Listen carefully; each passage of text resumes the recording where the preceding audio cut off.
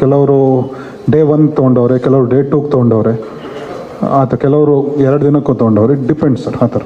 Sir, tournament ಉದ್ಘಾಟನೆಗೆ ಧೋನಿ ಮತ್ತು ಸಚಿನ್ ಅವ್ರು ಬರ್ತಾರೆ ಅನ್ನುವಂಥದ್ದು ಮಾತಿದೆ. ಕಾದು ನೋಡಿ.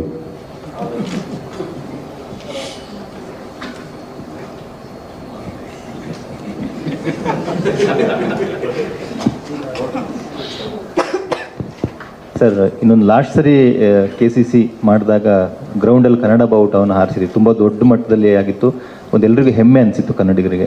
ಈ ಬಾರಿ ಆ ಥರದ ಏನಾದ್ರು ಪ್ಲ್ಯಾನ್ ಬೇರೆ ಥರ ಇದೆಯಾ, ಹೇಗೆ ಸರ್?